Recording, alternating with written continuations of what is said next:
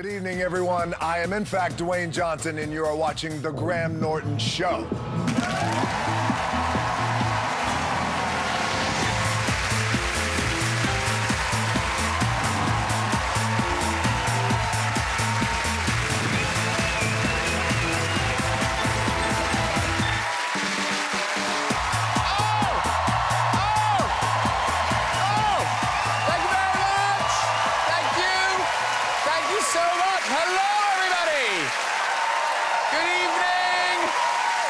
Show for you tonight. I tell you, my sofa is hotter than a royal wedding invite. Ooh, still waiting. No, there has been a lot of speculation about who will be on the guest list, hasn't there? Now, unfortunately, it's private information, you know, so if only there was some way we could find that out. Oh, yeah. That's Facebook boss Mark Zuckerberg at this week's Senate hearing in America, looking into Facebook's misuse of private data. Tell you, that lady to his right in the green, she really seems to appreciate the senator's forensic grasp of technical issues. Control-Alt-Delete, is that it? Fun fact, by the way, did you know Zuckerberg is currently worth $64 billion? I know. Well, minus the $2 he spent on that haircut. Now, because Mark's only 5'7", he sat on a booster seat during the questioning. Oh, feel a bit bad revealing that. Sorry, Mark. Have I breached your privacy? In the end, Zuckerberg did apologise for the misuse of people's data. Well, I say apologised. He sent the senators this. Now, back to the wedding. Harry and Meghan have decided not to have an official list of political leaders attending, which makes sense. Because I tell you, if there's one thing Theresa May and Jeremy Corbyn have in common, yeah, it's that they both know how to ruin a party. It's clever, that. Clever, isn't it? Clever. Hey, let's get some guests on! Later, we'll be joined by a true rock legend. Roger Daltrey will be here. Yeah, he'll be chatting and singing a track from his new solo album.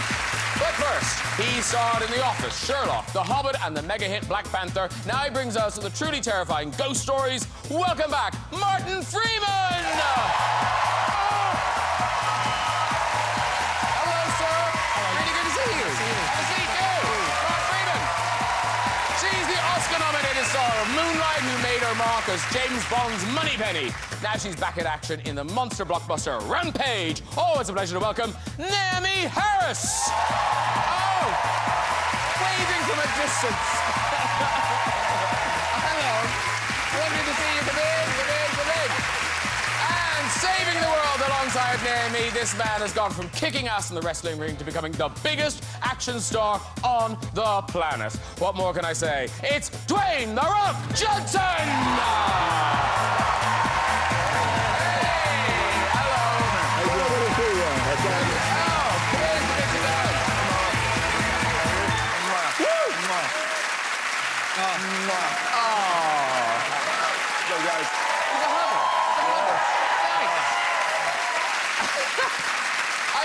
I saw Martin down the end of it. I was going to say move up, but the couch is sort of full. So, normally... This is as close as I get.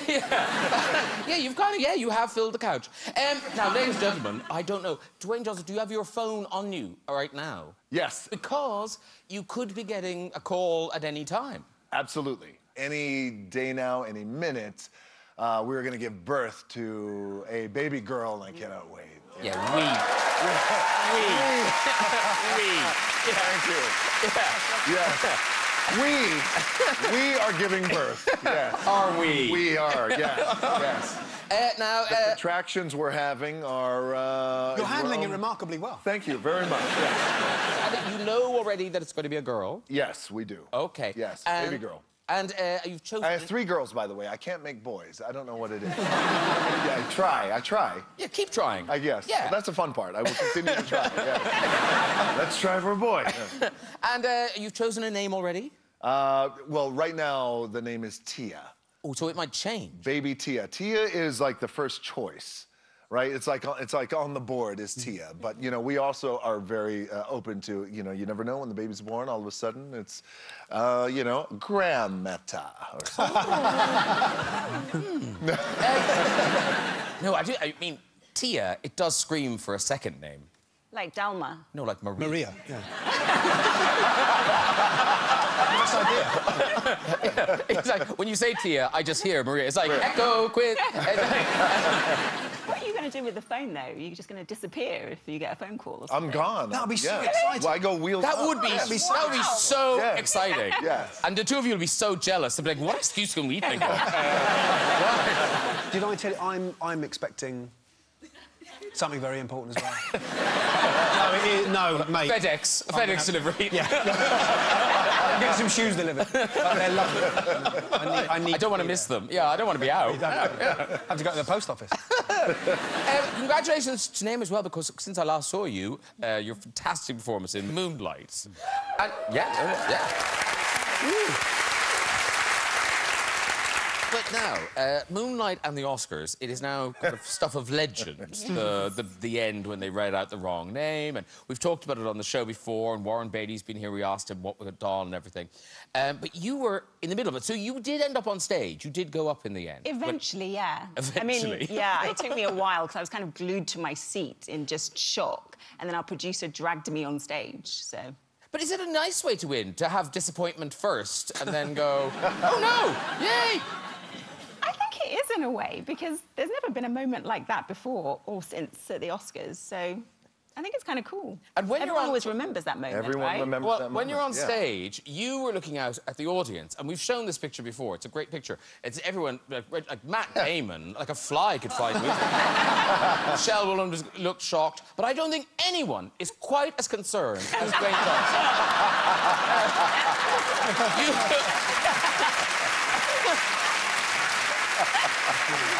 You seem really taken by... I really was. I remember. Yeah. Like Meryl seems less bothered than you do. Meryl is composed. I honestly thought I'm seconds away from running up on the stage and kicking somebody's ass because I thought some bullshit was going down. So that's what I thought. You know, I thought like we were in the middle of like somebody trying to hijack something. Yeah, and then I knew she had already said yes, by the way, to Rampage. So she was on stage. I was like, don't mess with my girl. Don't mess with my girl. Fantastic. Talking of enormous achievements, Black Panther, how nuts is that, Martin Frimon? Yes. Was it bigger than Titanic now? I'm not sure, but it's done amazingly well, and we're all very proud of it. Yeah. I bet you are. Yeah, because it's sort of taken on this extraordinary life beyond the movie. It's kind of gone. It feels like a moment. Yeah. Yeah. And so it's lovely to be part of that. Yeah. Because I heard you talking about you went to the premieres and they were kind of unlike anything you'd ever experienced. They were like football matches. Yeah. They were properly vocal. Pretty much every fifth line was getting a big woofer. I mean, people were hungry for it, man. You know, people wanted it. Like, it was not just a... Yeah, it was a bit more than a film. I mean, at the end, I'm a big believer in it still has to be a good film, because if it's just an important thing, it's not a good film, then who cares? But it has to be a good film, and Ryan Coogler's a clever chap. So and when you look at the poster, yourself and Andy Serkis do slightly stand out. Yeah. And apparently the cast had a name for the two of you. Yeah, we were because we had... we'd performed in The Hobbit together before. Oh. So we were known as the Tolkien white guys. Yeah. That's a good joke. Which is a good... Yeah, that is a good joke. Right, Dwayne Johnson and Naomi Harris bring us the monster movie Rampage. It's out now, and it's proper escapist, family-friendly fun. It's big critters, you guys... Gigantic monsters, yes. Us trying to save the world and trying not to get eaten. Yeah. So tell us who you play. I play a geneticist called Kate Caldwell, and she's responsible for creating the virus that infects the Duëyn's character's best friend, who's a silverback gorilla, and I feel really guilty about it. So I want to go on the journey with him to come up with the cure. Yes, basically. that. Yeah. And you play. Is it a primatologist? Is that what you call it? Yep. Primatologist. Yep. I play a primatologist, and I used to head up a anti-poaching unit in Rwanda. Play a primatologist, and my best friend, of course, as Naomi said, is a gigantic albino gorilla. His name is George. Yeah, there he is. No, and he gets a lot bigger than that. Well, you know, as a matter of fact, he was actually inspired by a real gorilla, the only albino gorilla ever found, and who passed away in 2002, was Snowflake. And beautiful gorilla. Is he the one in Barcelona? Yes. Yeah. Yeah. I went to see him. Oh, wow. No. Yeah, isn't that cool? Well, so, What a life I've led, Yes, you have. Let me go on, No, anyway. But yes, inspired. So George really? was inspired by Snowflake, wow. who you met. But Yeah. you did name it. You thought you'd be working with sort of, you know, cardboard cutouts and things. But... Yeah, I did. Yeah, but instead I got tennis balls, numbered like 1 to 7, and then our director Brad would call off on the sidelines. Look at number 2, the building's falling down. Look at number 3, the alligator's coming towards you, and that was it. That's all we had to work off. But there was somebody, like a man was George. Yes, we had an actor called Jason Lylde, and he played the gorilla, and he was fantastic. But how did that work? Because George is enormous. Well, he was, at first, in the movie Rampage, George is a normal-sized gorilla, and all the animals are normal-sized until they become infected with the pathogen that she created. And Jason Lylde was a motion capture actor, much like Andy Serkis, right, in Planet of the Apes, and it was an amazing process. And then as the gorilla grew in the movie, we would continue to put Jason on stands where he got higher and higher and higher. So every moment in the movie, we were always acting opposite a human being. So you could always look him in the eye? Always look him in the eye, Yeah. yes, compared to tennis By the end, balls. he was on like a crane, basically. He was standing. So you couldn't actually see his eye? I can make out his eyes. We've got a clip. We've got a clip. This is exciting. This is you, the two of you, trying to escape what is essentially a very large dog. How the hell did we get up this roof? Maybe we don't have to get off the roof at all. What? We definitely do. Come on. David, there's no tail on this helicopter. That's right. We don't need one. Will you do if you want to fly? We're not going to fly. We're going to crash. What? Okay. We just need to get enough lift to stay on top of the building as it falls. You know, just like riding an avalanche. No, I don't know. Very good. And the life of an actor, there we are. I love this. You've worked with tough guy James Bond, Yeah. but you've also worked with The Rock. Yes. In terms of toughness, who's tougher? Oh my God. Remember, you finished one film and you're hoping to do the next. Then I'm going to go with Bond now. He's tougher. He wrestles with crocodiles, for goodness sake, in his spare time. Do you really? Yes. That's a hobby. Well, no, it's an alligator. Yeah. I lived down in Florida. I live on the Everglades, and was able to go down. And there's an alligator sanctuary. There's about 6 to 8 of us that was able to pull one out of the water, and I was able to get on it and hold its jaw together and pull it back. And When you say sanctuary, Torture chamber. yes. I feel so safe here. Alligator farm. I should have said farm. It's alligator farm, not a sanctuary. Yes. And very quickly, there is I don't know if you guys have talked about this, but you have a connection to James Bond. Yes, I don't think she knows this. Oh, okay. Yes, so this is the very first time. Yes, Yeah. so in You Only Live Twice, Yeah. My grandfather was a baddie. Oh, wow. And they had this awesome fight scene. Yeah. Now honestly, when you see his very face, cool. when you see his face, he looks like you. I mean, he does look like you. Wow. You can see him there. Can we see the clip? We can see, but this is him doing some proper, because he was a proper wrestler, wasn't he? He was, Yes. So you can see him doing proper wrestling moves. Whee! Now this next bit, I think it's pretty clear that wall is made of paper. But then Sean Connery does an extraordinary thing. Now that's That's a very light sofa. I think so, yes. You would pay good money for that sofa. But now, what was his wrestling name? He was High Chief. Thank you. It's so clear. Yeah. He was High Chief. He was. So that's his wrestling name. His real name was High Chief Peter Maivia, and he was a High Chief of Samoa. And he actually started his career here in England. Oh. And he was trained English style. And at that time, in the '60s, I believe, English style wrestling was. There was a lot of what's called shoot wrestling, like derived from shoot fight, which eventually became MMA. So it was a very tough style of wrestling here in England. And yeah, so that's how he was trained. And we've got that picture of him. Now, is this him as a wrestler? Is that his kind of like his stage gear, or is that him in Samoa? That's him as a pro wrestler, but wearing his High Chief gear.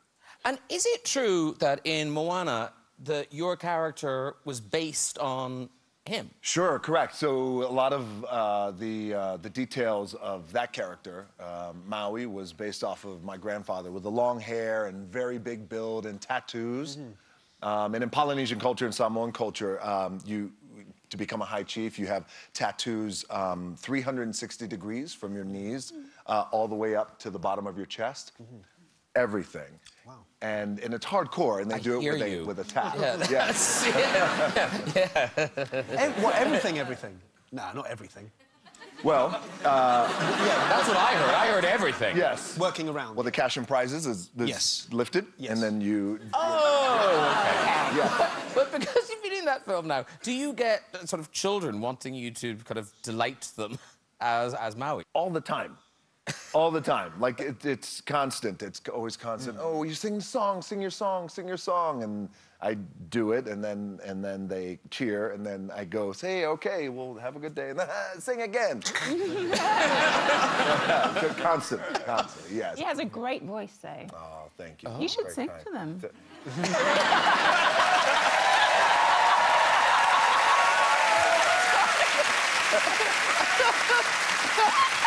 That's the last day. I can't. I don't know if I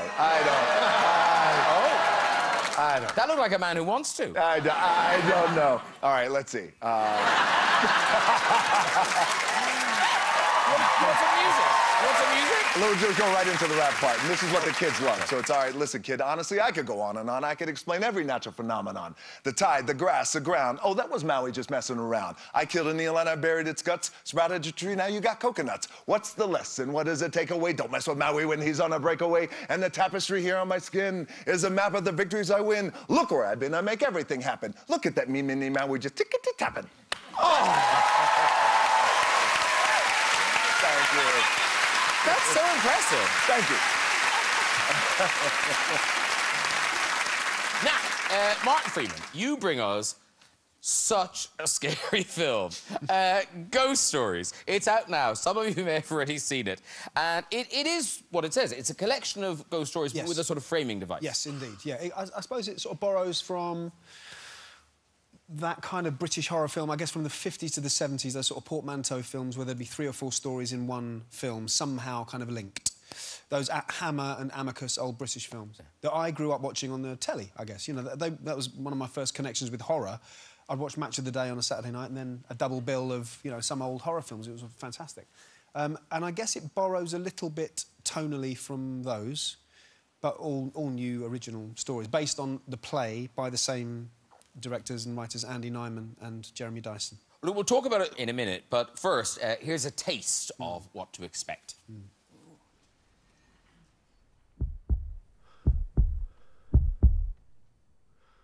You're telling me you actually saw that happen? It's my understanding that poltergeist is an evil spirit or an angry spirit. Is that true? No. There's absolutely no evidence to support that. The guys at the hospital took Maria in for a scan that they didn't want to show us. Said there were distortions on the screen or something. No. Sorry. Right in the middle of this Chinese thing.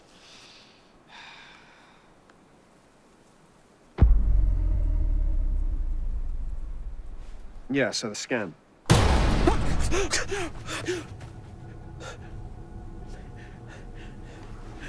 A bit chilly, Prof.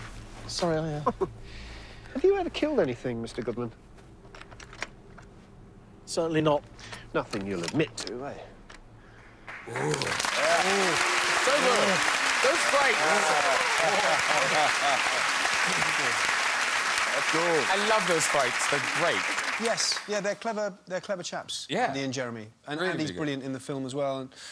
And, yeah, I really like it. I really like it. It's enjoyably scary. Yeah, it's kind of proper horror film. It's not like a Saw or... No, it's not 3 hours of someone getting a drill bored into their skulls. You know, it's not that sort of horror. Happily, porn. Yeah. It's not that. It's it's quite a smart film, I think. Yeah. But what's weird is because as a film, you kind of, like I say, this is a genre we recognise. We understand this genre. But I didn't see it in the theatre. Did you see it in the theatre? Because people... No, I didn't. But apparently people were really freaked out by it. I think they were. I know a few people who were scared witless by the play. And I've done a production, you know, the play The Woman in Black. Oh, yeah. I did that years ago, and getting a live reaction, you know, a live terrified reaction from an audience it's amazing, because you're so used to sort of having it on the TV or maybe at a film, but when you can occasionally elicit that reaction from a lot of people in an auditorium, like a live theatre, it's so enjoyable, because people are just terrified. But, you know, that communal thing of wanting to go somewhere, in a room, in the dark, and wanting to be terrified it's important, I think, because it's enjoyable, you know. Yeah, and it's weird because I don't know where the pleasure is. Yeah. This is like you leave out. I'm still alive. I'm good. Well, I know some people. Yeah, I know some people who can't. You know, I have friends of mine who've come to see it who just can barely bear to watch it. Really, they just look at the floor when they know there's scary bits. And weirdly, unusually, let me say, your character isn't very likeable. Like, you're normally quite a nice guy in it. Yeah, I have played some nice guys, that's true. Yeah. I mean, I suppose I play people with empathy, I suppose, a lot of but this guy, not that. Not really, no, he's quite an obnoxious... Are you a bad guy in it? He's not a nice man. Yeah. I mean, because there are 3 kind of ghost stories, and the other, Andy Nyman, who I'm in the scene with there, he plays somebody whose life's work it is to debunk the belief in the supernatural. He wants people not to believe in anything supernatural. Your character? No, the other guy. Okay, yeah. But you believe. So I'm one of those people who... I've got a case here. OK, well, if you don't believe in the supernatural, what the hell happened to me, then? So I'm one of those cases, like, well, I can't explain this any other way than a belief in the supernatural, because something terrible has happened to me. Do you hunt them, though? No. Oh, got Sorry. it. You're not seeing it now, are you? He's got to remake it. Yeah. He's got to remake it where he hunts down ghosts You hunt them, and kills them properly. But weren't you hunting monsters? Naomi, this film is not for you. No, absolutely. I don't watch any horror movies ever. No, I don't. The last one I ever watched was Jaws, and that was enough for me. Seriously. Was that a similar thing? Did you watch it too young? No, I was old, and I was still scared. I just can't do horror movies. Right. I have too much of an imagination. Poltergeist? Haven't seen Amityville it. Horror? Have not seen it. Conjuring? Have not seen it. Wow. None of them. I refuse. Because I knew the scare that was coming in that, so I was kind of, out of the corner of my eye, I was watching you to see if Duэйn would kind of play nothing. He was waiting for the hunting scene. That monster's so close to him, why doesn't he shoot it? It's right in his face now. Oh, he's missed an opportunity there. But some things do frighten you, or you don't like. Roller coasters? You don't like roller coasters? Well, it's not that I do... Well, yeah, I have a thing getting strapped in. And, you know, with roller coasters, sometimes they have the bars that come down. Oh, yes. Blocks and things like that. And it just... if I feel compression on my chest and my shoulders, it just starts to... Yeah, I'm not being weird. Would you even fit in one of them? I mean, how... Well, maybe that was the problem. I think it just comes down to here. That's probably the problem that happened, yes. And it developed, I guess it developed probably in my mid-20s when we were down at Universal in Florida, and it came down on me, and I felt it. Maybe I was a little too big, but I felt it press. Yeah. So it colored me, and that was it. But in your previous life, you had things pressing on your chest, like you had people pressing on, like you, so you were... But no, I'm saying, yes, but you were wrestling. Yes, but I can push you can them get them off, yeah. Yes. Whereas you can't, you're not in control of the roller coaster. Yes. Any irrational fears in your life? Well, I think mine's rational. Choking. I think choking is a rational fear, isn't it? Well... Isn't it? I mean, maybe not. Well, are you scared of joking all the time? Not all the time. Do you know something? I'm gonna open up to you, because this is a bit like therapy, and I had 2 gin and tonics. every time I have an avocado, every time I cut through an avocado and I see the stone, I envisage that stone being lodged in my windpipe. And every time, I think I physically go, I can't stand it. Is that quite debilitating?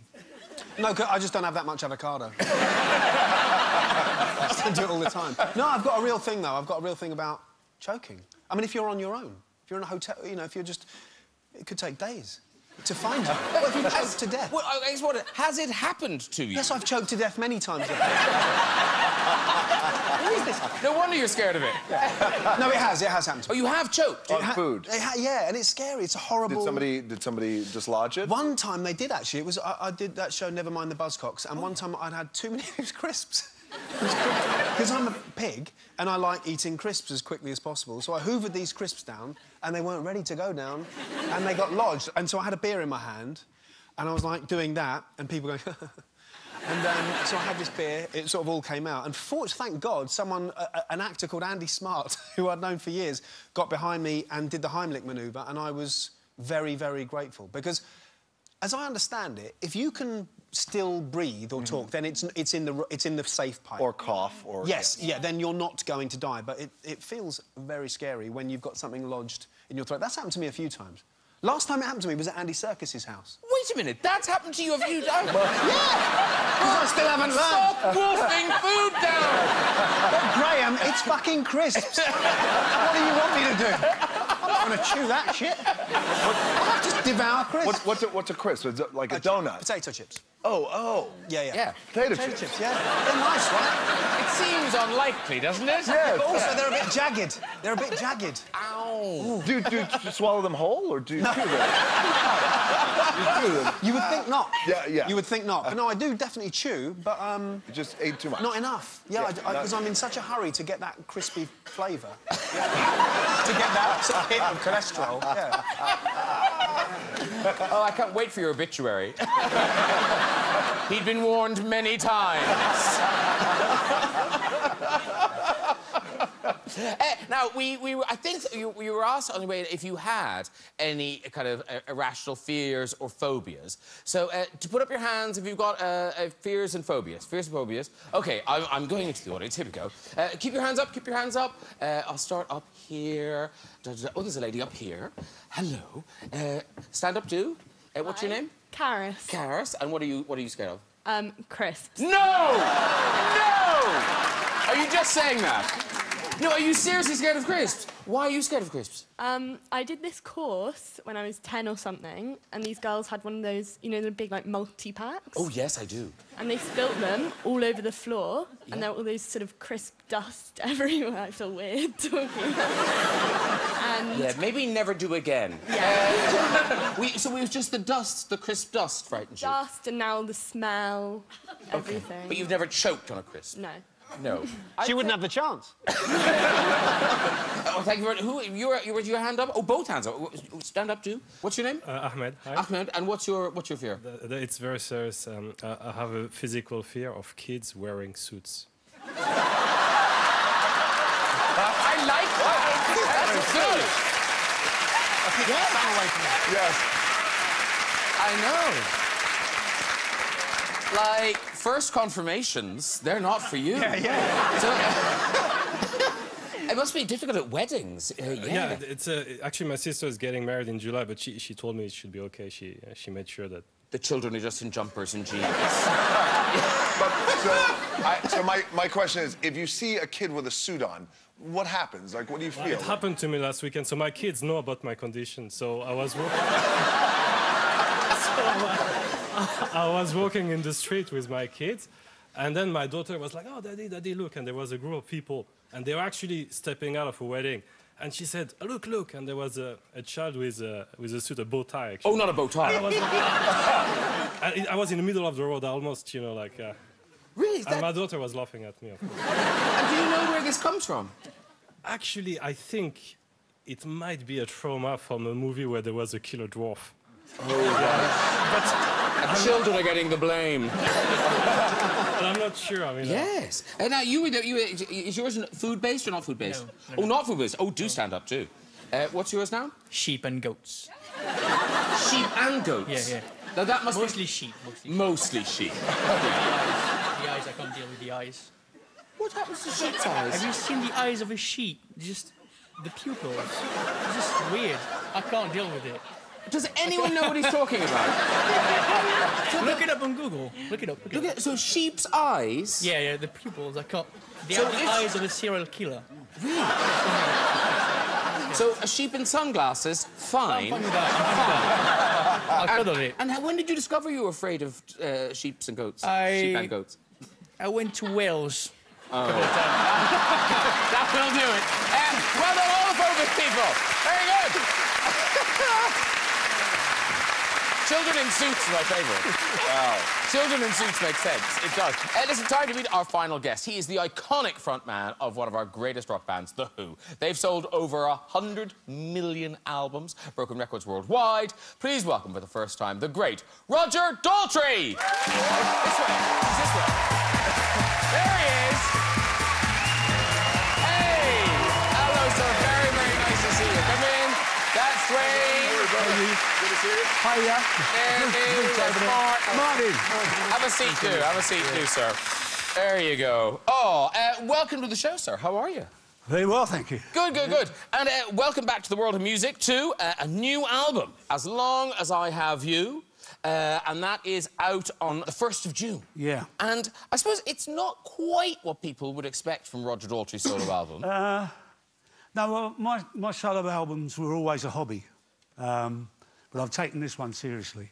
And I've gone back to doing the kind of music that Who used to do before Pete Townsend started writing the songs. And I used to be a soul singer. But, of course, at sort of 17, 18, 19 years old, you can sing the words and the notes, but there's not much soul in there because you haven't lived a life yet. Yeah, yeah, so it's been great to revisit them and, you know, with the years I've got underneath my belt now. And have you finished your memoir? Have you finished it? I finished it, yeah, yeah. And when is that? When's that out later in the year? October? It's out in October, yeah. It's called Thanks a Lot, Mr. Kibblewhite. The publishers know that's what it's called? Oh, yes, well, they do now. Who was Mr. Kibblewhite? He was my headmaster. Oh, OK. Yeah.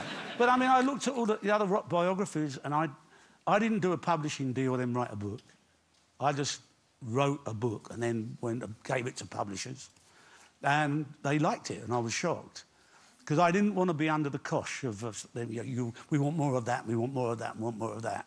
I wanted to write a book about what it felt like to be in the middle of that whirlwind, of being in what became the biggest band in the world in the early 70s, mid-70s. The Who were massive, massive.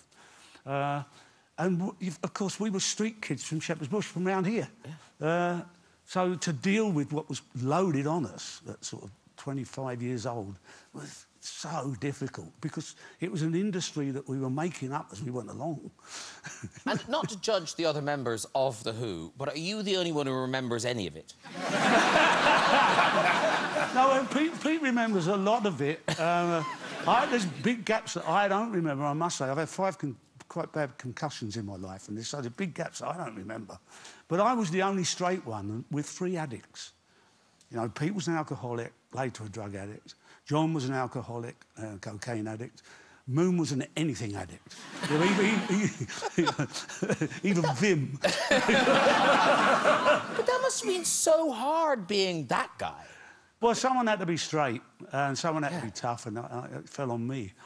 Because you're a huge Who fan, aren't you? Yeah, I love The Who, yeah, of course I do, yeah. But you like the whole thing. It's not just the music. You like the whole look, everything about them.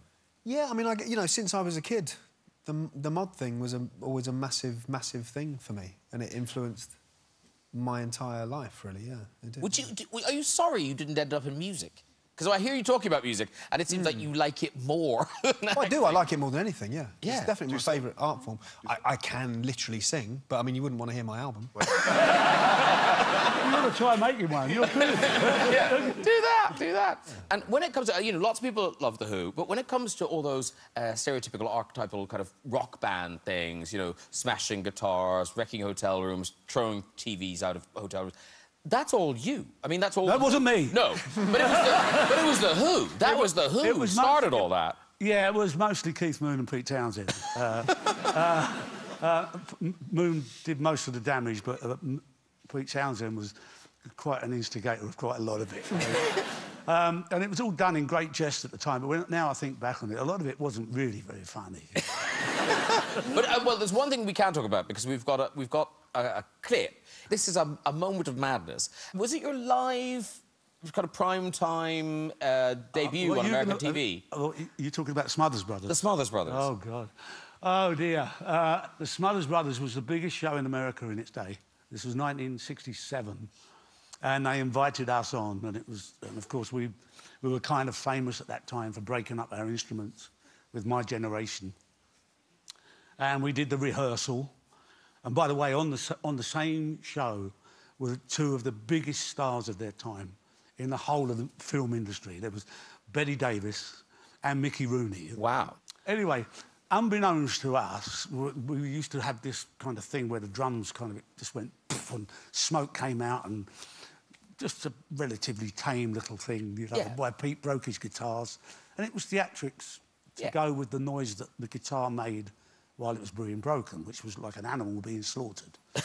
Anyway, when it came to the take, Moon had got the pyrotechnician drunk and bunged him a couple of dollars, and he overcharged the cannon that was behind the bass drum. And it went off like a hand grenade. I mean, it really... But like, people got hurt, didn't they? Well, Moon had a bit of shrapnel. He had a bit... he comes out and he's got... If he's holding his arm, if you watch it carefully, he's holding his arm, he's got a piece of drum in his arm. Pete's hair caught light, and if you see Pete, he's immediately like... He's trying to put his hair right. Bette Davis immediately passes out at the side of the set, and Mickey Rooney catches her and then lays her on the floor and goes, Listen, we've got the clip. So this is as described. This is some people finishing a song, expecting an explosion, but it's a lot bigger. And you can see like the camera work. Anyway, what? So this I get blown out of shot, by the way. I was flat on my face on the floor. Here we go. This is Mother Brothers.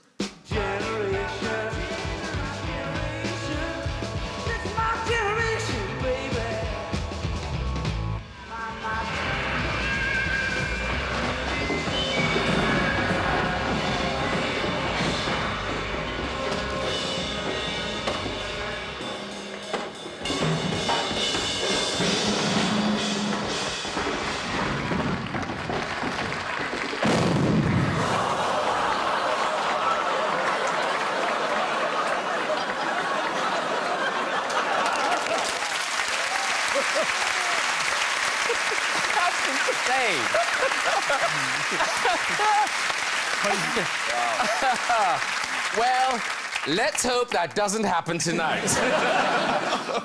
Roger, would you like to go over and join your band? Yeah, we're about to hear from you. Yeah. OK, they're waiting for you over there. OK, performing As Long As I Have You, it is Mr. Roger Daltrey!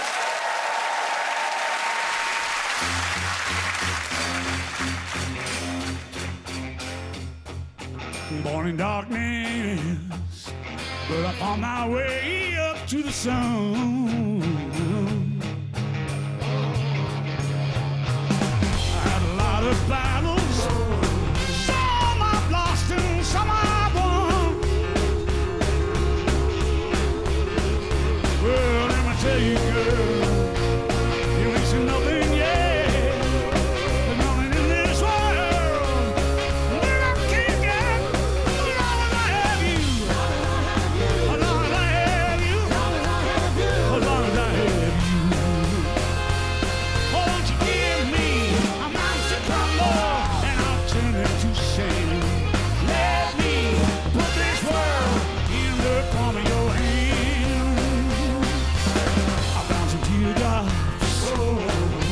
sing my way out of the blues.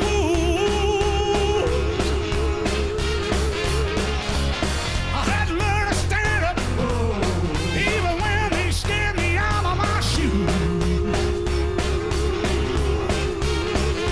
Oh, let me tell you, girl, you ain't seen nothing yet.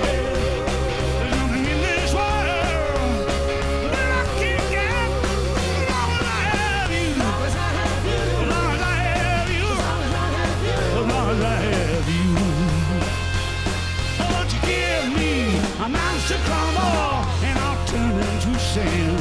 Let me put this world in the palm of your hand. Say you love me, and I know that the Bible is the one. Don't you worry about nothing. In my mind, the best is yet to come. Oh, let me tell you, girl, you ain't seen nothing yet. There's nothing in this world that I can't get as long as I have you. As long as I have you. As long as I have you. As long as I have you. There's nothing I can't do. As long as I have you. I'm gonna be okay. As long as I have you. All night, all night. As long as I have you. All day, all day. As long as I have you. As long as I have you. As long as I have you. Oh, yeah. As long as I have you. Let me tell you, girl, you ain't seen nothing yet. There's nothing in this world that I can't get as long as I have you. As long as I have you. As long as I have you. As long as I have you. As long as I have you.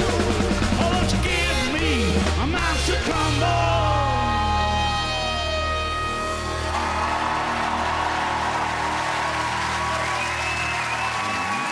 Hey! Roger Doltri, everybody! Come on back, dude. Come on back. And let's hear it for that band as well, ladies and gentlemen. That band, they're amazing. Fantastic. That was fantastic, Roger. Have a seat there beside Martin and then we're nearly out of here. OK. That was terrific. Really, really great. Woo! Tell you, we're all energised now. Yeah. Listen, before we go tonight, we do have time for a quick visit to the big red chair. Who's there? Hello. Hiya. What's your name? My name's Phil, and I'm from Surrey. Phil's from Surrey. That was good. That was very good. I'm from Phil, and I'm from Surrey. And what do you do, Phil? I work in the public service. In the public service. Does that mean tax? No, it means police. Oh, police. Oh, are you plain clothes? Is that... I am too, yeah. Oh, study that face, everyone. OK, off you go with the story, Phil. OK, so my mum bought herself one of these circulation-boosting machines that passes electricity through your feet just to boost your blood circulation. She's 80. I went round to her house one evening because she was having trouble setting it up. She'd just got out of the shower, she had her dressing gown on, she was on the sofa. Being a typical bloke, I thought, I'm going to notch this up to 90% just to make it work properly. My poor mum's 80-year-old, she put her feet on the machine. I turned it on. I got a shriek from her. She fell back onto the sofa.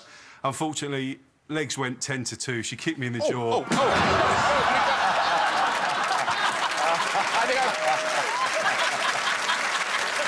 think I've spared us all a visual. Have I? I hope I have. Should we go, one more? Should we have one more? OK, one more. Here we go. Here we go. Okay. Oh, the glamour. Hello. Hi. What's your name? My name is Sakina. Sakina. Ooh, dress up Friday. And what do you do, Sakina? I am a patient advocate for mental health. Wow. And where are you from? I'm half American, half Iraqi. OK. OK. Yes. Off you go with your story. So, I actually grew up in New Zealand, and I used to work at a major art gallery there, and I'm guessing this is the time where The Hobbit was being filmed. Because one day Sir Ian McKellen walked in. I was very excited. I went up to him, said hi, shook his hand. He was a lovely, lovely guy. But then he started going to part of the gallery where you need a ticket to get into the exhibition. So I asked him, I said, oh, do you have a ticket for the show? And he said, no, no, I don't. And I said, I'm sorry, you shall not pass. It was quite funny, though. I should have made it walk. Well done, everyone. If you'd like to join us on the show and have a go in that red chair, you can. Just visit us at our website, this very address. That is it for tonight. Please say a huge thank you to my guest, Roger Doltri, everybody. Martin Frimman.